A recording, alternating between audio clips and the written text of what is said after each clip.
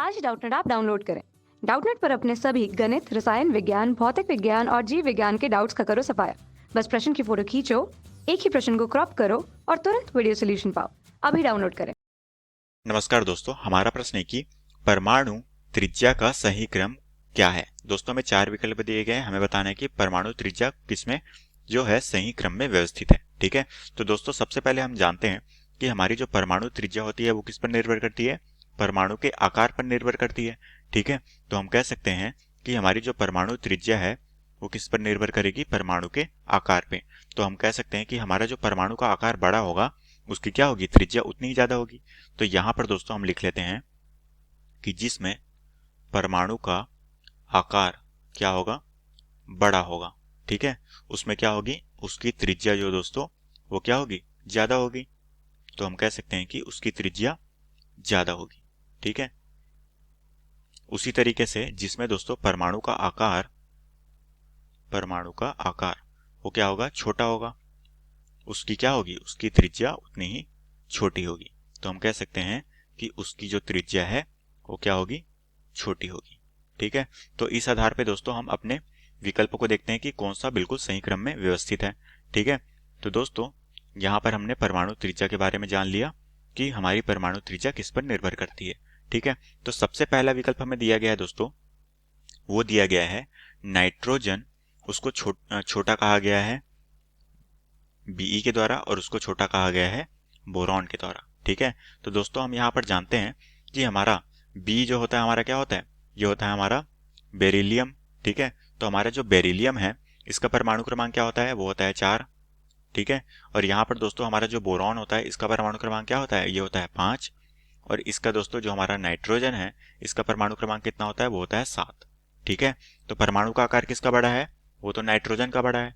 ठीक है, तो इसकी त्रिज्या क्या होगी, इसकी त्रिज्या ज्यादा होगी। तो दोस्तों इसका जो सही क्रम बनेगा वो हमारा सही क्रम क्या होगा, नाइट्रोजन। ठीक है, ये सबसे बड़ी होगी, उसके पश्चात होगी हमारी किसकी, वो होगी बोरॉन, और उसके पश्चात होगी हमारी परमाणु क्रमांक 4 वाली। तो ये होगी दोस्तों इसका सही क्रम। ठीक है, तो ये होगा इसका सही क्रम। ये हमारा क्या है, गलत क्रम में दिया गया है। तो हम कह सकते हैं कि ये हमारा क्या है, गलत है, क्योंकि ये जो क्रम है ये गलत तरीके से व्यवस्थित है। ठीक है, उसी तरीके से हम दूसरा देख लेते हैं जो कि हमें दिया गया है ऑप्शन बी पे। क्या दिया गया है, फ्लोरीन, जो कि है F-। ठीक है, साथ में दोस्तों है हमारे पास O2-, और साथ में दिया गया है N3-। ठीक है, तो ये यहाँ पर दिया गया है। तो दोस्तों हम देख पा रहे हैं कि यहाँ पर हमारा क्या है, फ्लोरीन में होता है दोस्तों जिसका परमाणु क्रमांक होता है 9। ठीक है, और यहाँ पर क्या किया है, इसने एक इलेक्ट्रॉन ग्रहण किया है। ठीक है, तो दोस्तों हम जानते हैं कि फ्लोरीन हमारा कौन सा है, इसका दोस्तों जो परमाणु क्रमांक होता है वो हम सबसे पहले लिख लेते हैं। इसका परमाणु क्रमांक क्या होता है, इसका परमाणु क्रमांक जो है, परमाणु क्रमांक, ठीक है, वो क्या होता है दोस्तों, हमारा फ्लोरीन का परमाणु क्रमांक होता है 9। ठीक है, उसी तरीके से हमारा ऑक्सीजन का क्या होता है, वो होता है 8, और नाइट्रोजन का क्या होता है, वो होता है 7। तो दोस्तों ये हो गए उसके परमाणु क्रमांक। ठीक है, अब दोस्तों यहाँ पर हमें F- के बारे में पूछा गया है। तो F- हमारे क्या होगा दोस्तों, जब ये एक इलेक्ट्रॉन ग्रहण करेगा तो ये हो जाएगा F-। मतलब कि दोस्तों इलेक्ट्रॉनों की संख्या कितनी हो गई यहाँ पर, ये हो गई 10। ठीक है, और यहाँ पर दोस्तों क्या हो गया, O2- है, मतलब कि इसने 2 इलेक्ट्रॉन ग्रहण किए, तो ये भी हो गई 10। और यहाँ पर क्या हो गया, N3-, मतलब कि इसने 3 इलेक्ट्रॉन ग्रहण किए, तो ये भी हो गई 10। अब दोस्तों यहाँ पर तो सभी पे इलेक्ट्रॉनों की संख्या समान आ रही है। हाँ, तो हम कैसे बताएंगे कि कौन सा परमाणु का आकार छोटा है और कौन सा बड़ा। तो दोस्तों यहाँ पर हम क्या निकालेंगे, प्रोटॉनों की संख्या। ठीक है, तो यहाँ पर हम प्रोटॉनों की संख्या निकालेंगे। तो दोस्तों हम जानते हैं कि जो हमारा फ्लोरीन का परमाणु है इसका परमाणु क्रमांक क्या होता है, 9। तो हम कह सकते हैं कि यहाँ पर जो हमारे प्रोटॉनों की संख्या क्या होगी, वो होती है 9। ठीक है, तो यहाँ पर प्रोटॉनों की संख्या होगी 9। उसी तरह से ऑक्सीजन में होगी 8, और नाइट्रोजन में क्या होगी, वो होगी 7। क्योंकि दोस्तों यहाँ पर जो है F- में इलेक्ट्रॉनों की संख्या में परिवर्तन आएगा पर प्रोटॉनों की संख्या स्थिर ही रहेगी। तो यहाँ पर 9 ही प्रोटॉन रहेंगे, और ऑक्सीजन में 8 ही रहेंगे, और नाइट्रोजन में 7 रहेंगे। अब दोस्तों हम संबंध के तौर पर जानते हैं कि हमारी जो परमाणु त्रिज्या होती है, परमाणु त्रिज्या, वो किसके अनुक्रमानुपाती होती है दोस्तों, हम जानते हैं वो कि वो हमारे अनुक्रमानुपाती होती है 1/, प्रोटॉनों की संख्या के। ठीक है, प्रोटॉनों के संख्या के। इसका मतलब यह है दोस्तों कि जिसमें प्रोटॉनों की संख्या कम होगी उसके परमाणु का आकार क्या होगा, बड़ा होगा, और जिसमें प्रोटॉनों की संख्या ज्यादा होगी उसके परमाणु का आकार छोटा होगा। तो दोस्तों इस संबंध के आधार पे हम इसका सही क्रम बना लेते हैं। तो दोस्तों हमारा सही क्रम क्या बनेगा, यहाँ पर दोस्तों प्रोटॉनों की संख्या सबसे कम किस में है, वो है नाइट्रोजन में। ठीक है, इसका मतलब इसकी परमाणु त्रिज्या क्या होगी, सबसे ज्यादा होगी। तो सबसे ज्यादा कौन सा होगा, N3 माइनस, उसके पश्चात कौन सा होगा, O2 माइनस, उसके पश्चात कौन सा होगा, F माइनस। ठीक है, तो ये होगा दोस्तों हमें हमारी त्रिज्या का सही क्रम। अब दोस्तों हम देख पा रहे हैं कि हमारा विकल्प में क्या दिया गया है, N3 माइनस को सबसे बड़ा बताया गया है, उसके बाद O2 माइनस को, उसके बाद F माइनस को।